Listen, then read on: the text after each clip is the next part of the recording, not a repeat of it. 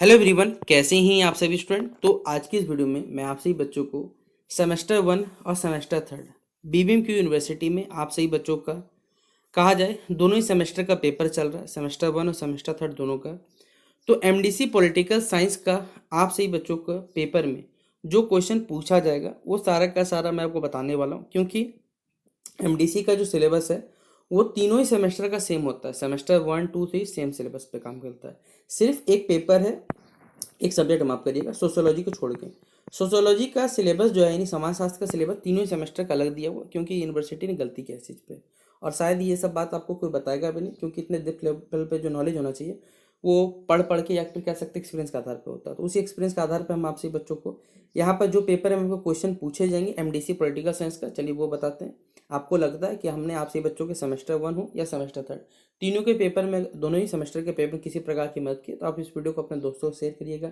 Channel पर new है subscribe कर सकते कर लीजिएगा, बेल आइकन पे क्लिक कर लीजिएगा, ताकि इसी प्रकार जब न्यू वीडियो आएगा आपको अपडेट मिल जाएगा। बाकी डिस्क्रिप्शन बॉक्स में Telegram, Facebook, Twitter, Insta link तो अवेलेबल है, जहाँ फॉलो करना चाहे आप हमें कर लीजिएगा। तो ये आपका पहले सिलेबस है। मैं सिलेबस क्यों बता रहा हूँ सबसे पहले वीडियो में, क्योंकि आपसे बच्चे सिलेबस से अनजान रहते हैं और जो यूट्यूब पे जो गलत चीज़ें कहते हैं वो बहुत ज़्यादा प्रमोट होती है। तो गलत चीज़ें नहीं पढ़ना है, सिलेबस मालूम होगा तो फिर भी आप थोड़ी सी कोशिश करिएगा कि हाँ आपको पता चल पाएगा आपका सिलेबस का है या नहीं, ठीक है। तो India at the time of independence पढ़ना है, जिसमें भारत का एकीकरण पढ़ना है, भारत के राज्यों का एकीकरण आप करिएगा। भारत के स्वतंत्रता संग्राम के बारे में पढ़ना है, एट द के बेसिक जूनागढ़ पढ़ना है, हैदराबाद, गोवा का और जो कश्मीर है उन सभी का एकीकरण जो हुआ था, मतलब बेसिकली उनको जो इकट्ठा किया गया था ताकि भारत राज्य में जोड़ा, भारत देश में जोड़ा जाए, माफ करिएगा, उसमें पढ़ना है आपको। साथ ही साथ मेकिंग ऑफ इंडियन कॉन्स्टिट्यूशन, हमारा संविधान जो बना था उसके बारे में पढ़ना है। कॉन्स्टिट्यूशन असेंबली के जो डिबेट्स हुए थे ये पढ़ना है। National language, national flag, national anthem, national song पे जो डिबेट्स चले माइनॉरिटी राइट्स पर, और साथ ही साथ इंडियन कॉन्स्टिट्यूशन का क्या फिलोसफी ये पढ़ना है यूनिट टू में। इसके बारे में बात करें यूनिट थर्ड में, तो आपको हमारे इंडियन कॉन्स्टिट्यूशन के जो साइलेंट फीचर्स होते हैं उनके बारे में पढ़ना है, जिनमें हमारा प्रियम्बल यानी प्रस्तावना है, फंडामेंटल राइट्स है, हमारे मौलिक अधिकार जो है वो पढ़ना है, डीपीएसपी पढ़ना है यानी डायरेक्टिव प्रिंसिपल स्टेट पॉलिसी, राज्य के नीति निर्देशक तत्व पढ़ना है। साथ ही साथ जो हमारे कॉन्स्टिट्यूशन अमेंडमेंट है उसके लिए क्या प्रोसीजर है ये पढ़ना पड़ेगा, कि अगर आपको कोई भी संवैधानिक उपचार उपचार करना है आपको लिखिए, ठीक है, तो उसमें क्या क्या प्रोसीजर होता है ये आपको मालूम हो तभी ना करिएगा। साथ ही साथ structure of the centre and state government, यानी आपको राज्यपाल और जो हमारे राष्ट्रपति उनकी शक्तियाँ पढ़ना पड़ सकता है, पार्लियामेंट, स्टेट लेजिस्लेचर पढ़ना पड़ सकता है, प्राइम मिनिस्टर, चीफ मिनिस्टर के बारे में पढ़िएगा। यूनिट फाइव में जुडिशरी इन इंडिया, भारत में देखिए जो न्यायिक व्यवस्था उसके बारे में पढ़ना है आपको, जिनमें सुप्रीम कोर्ट के बारे में पढ़ना है, हाई कोर्ट उसका स्ट्रक्चर क्या है, फंक्शन क्या है, जुडिशियल अकाउंटेबिलिटी किसकी होनी चाहिए, जुडिशियल एक्टिविज्म क्या होता है, जुडिशियल ओवर रिच जो क्या होता है। साथ ही साथ सेंट्रल स्टेट के जो रिलेशन होते हैं उनके बारे में पढ़ना है, जिनमें लेजिस्लेचर, एग्जीक्यूटिव और जो फाइनेंशियल रिलेशन हो, चाहे कंटेम्प्रेरी डेरिवेटिव्स जो होते हैं इंडियन फेडरलिज्म में, ये पढ़ना पड़ेगा। तो टोटल 6 यूनिट से मिलके आपसे बच्चे के सिलेबस को यूनिवर्सिटी बनाया। तो आपसे बच्चे चाहे सेमेस्टर वन के चाहे सेमेस्टर थर्ड के, तीनों को एमडीसी, सॉरी दोनों ही सेमेस्टर को एमडीसी का सिलेबस सेम ही पढ़ना पड़ेगा, सेम ही क्वेश्चन पेपर से सवाल आएगा, सेम ही इंपॉर्टेंट क्वेश्चन रहने वाला। तो कोई भी फर्क नहीं पड़ता, इसलिए हमने आपसे बच्चों को एक ही वीडियो में सेमेस्टर वन का भी सेमेस्टर थर्ड का भी, इससे आपका भी समय बचत होगा और आपसे ही बच्चों को पढ़ाने में हमें भी बहुत आसानी हो पाएगी, ठीक है। तो चलिए, अब ये तो सिलेबस था, अब इंपॉर्टेंट क्वेश्चन है डिस्कस करते हैं। ये आप देख रहे हैं 2024 लिखा हुआ है, एमडीसी वन लिखा हुआ है, यहाँ पीएससी, पीएससी मतलब पॉलिटिकल साइंस, एमडीसी वन मतलब सेमेस्टर वन का, मैंने बार बार बोला ना, semester one, semester two, semester third, तीनों सेमेस्टर का एमडीसी सिलेबस सेम होता है। ये 75 नंबर का पेपर होता है, 30 नंबर पासिंग मार्क्स होता है। जैसा आपका मेजर पेपर माइनर पेपर का पैटर्न है एग्जामिनेशन का, वैसा ही एमडीसी पेपर का होता है, बस इसमें इंटरनल एग्जामिनेशन नहीं होता, ये अंतर होता है। ये 2024 का क्वेश्चन पेपर है, क्या 2026 से भी इसमें से आएगा? एकदम 100% सवाल आएगा आपका। 24, 25, 23 आप किसी का ही पढ़ लो, वहाँ से पेपर 26 का पेपर आपको सवाल आएगा, चाहे सेमेस्टर वन का पेपर दोगे चाहे सेमेस्टर थर्ड का पेपर दोगे। आप जिस दिन आपका पेपर खत्म हुआ एमडीसी का, आप घर आना, ये वीडियो चेक कर लेना, आप खुद बोलोगे हाँ भाई आपने जो सवाल बताया सारा का सारा मिला, ठीक है। देखिए क्या है, यहाँ पर आपका जो ग्रुप है इसमें एमसीक्यू क्वेश्चन आता है, हमने बार बार बताया था आपको, 5 सवाल आएगा। पहला है कि गवर्नमेंट ऑफ इंडिया जो एक्ट है वो किस साल पारित हुआ था, मतलब पास हुआ था बेसिकली, ठीक है। तो government of India was passed on which year, ये पूछ सकता है, इसलिए लिखा हुआ ये पहला सवाल 1 नंबर में। फिर है who is called the iron man of India.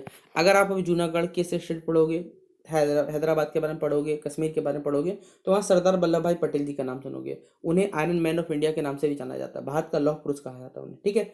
तो who is called iron man of India, Sardar Vallabh Bhai Patel होगा, ठीक है। फिर अगला सवाल है freedom of press is expressed is mentioned in which article of Indian constitution. भारतीय संविधान के किस अनुच्छेद में जो प्रेस की जो स्वतंत्रता है उनके बारे में निहित है, हमें ये बताना है। कौन सा आर्टिकल है हमारे पास है? फिर है धारा 370, यानी जो आर्टिकल 370 वो हमारे भारत के किस राज्य से संबंधित है, ये तो आप लोग हर बच्चा आराम से बताएगा। फिर है हु कॉम्पोज द, लेकिन अब वो राज्य नहीं रहा पहले बार, ठीक है, वो यूनियन टेरिटरी बन चुका है, इसलिए क्वेश्चन को मॉडिफाई करना चाहिए। था कभी।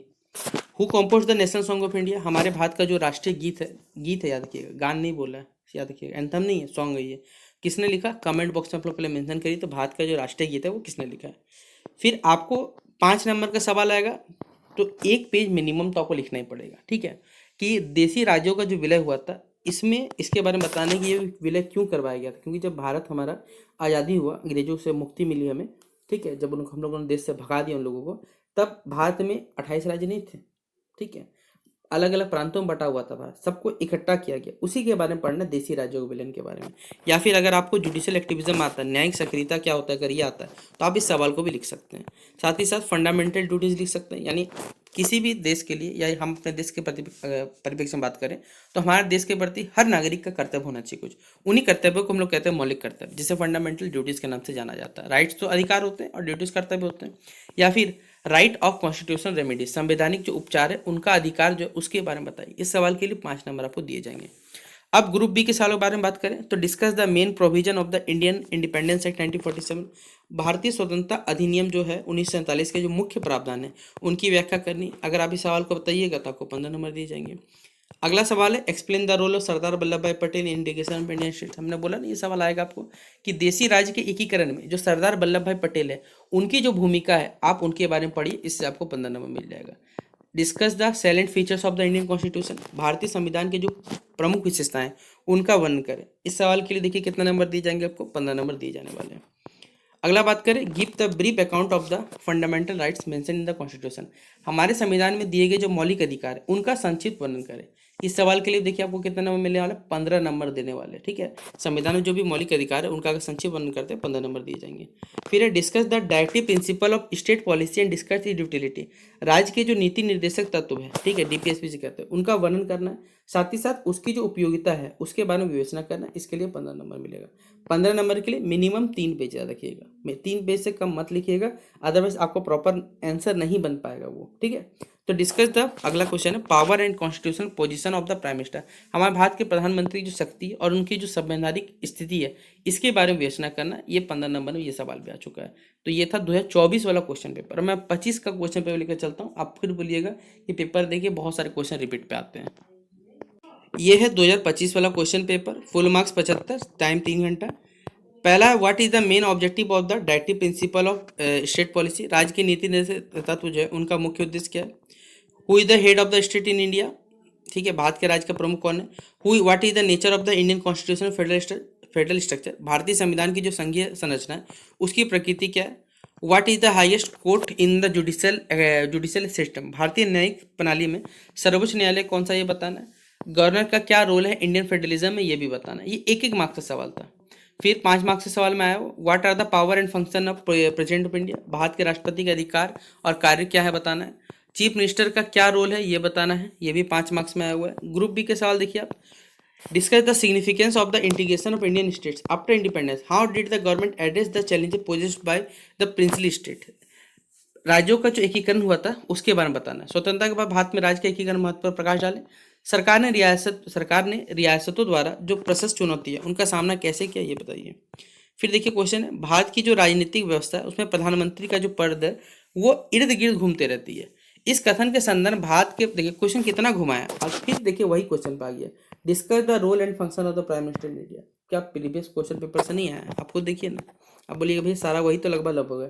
फंडामेंटल ड्यूटीज था, यहाँ फंडामेंटल राइट्स है। इसका क्या इंपॉर्टेंस है हमारे पास है, मौलिक अधिकार से क्या समझते हैं, भारतीय संविधान दिए गए जो मौलिक अधिकार है उनका महत्व बताइए। न्यायिक समीक्षा से आप क्या समझते हैं, जुडिशियल रिव्यू आ गया आपका, ठीक है, क्या समझते हैं। न्यायिक समीक्षा का उदाहरण देते हैं उच्चतम जो न्यायालय है उनके विभिन्न कृत्यों पर प्रकाश डालें। Directive principle of state policy लीजिए, वही क्वेश्चन नहीं आ गया। भारतीय राज्य के जो राज्य के नीति तत्व है उनके महत्व प्रकाश डाले। ये सरकार की नीति निर्माण कैसे मार्ग प्रदान करते हैं और साथ ही साथ सामाजिक कल्याण और न्याय को कैसे सुनिश्चित करते हैं, माफ करिएगा, ये बताना है। फिर 9वां क्वेश्चन है, भारतीय संविधान में जो संघवाद है, फेडरलिज्म है, इसके सिद्धांतों पर प्रकाश डालें। केंद्र राज्य के संबंध से स्थापित जो प्रावधान केंद्र और राज्य के बीच में शक्ति के संतुलन कैसे सुनिश्चित करते हैं, ये बताना है। तो ये सवाल 15 मार्क्स का है। तो ये था आपसी बच्चों का पूरा सिलेबस ही बता दिया। अब आपसी बच्चे, आप हमारे चैनल के प्लेलिस्ट सेक्शन पे जाइए, आपको इन जो क्वेश्चन दिख रहे हैं इनका आंसर तक भी मिल जाएगा। आप जाइए, आपको खुद ब खुद प्लेलिस्ट पे आंसर भी बना हुआ है, आप जाकर देख लीजिए। सेमेस्टर 1, 2, 3 तीनों का सिलेबस सेम है, सिर्फ सोशियोलॉजी का नहीं है। बार बार बोल दे रहा हूँ क्योंकि ये सब बातें आपको कोई जल्दी बताने वाला नहीं, क्योंकि उसको नॉलेज होना चाहिए, सबसे बड़ी बात है ना, ठीक है, इन सब चीज़ों पे। तो आप सही बच्चों को लगता है ये वीडियो आपके लिए हेल्पफुल है, आप इस वीडियो को शेयर कर देना।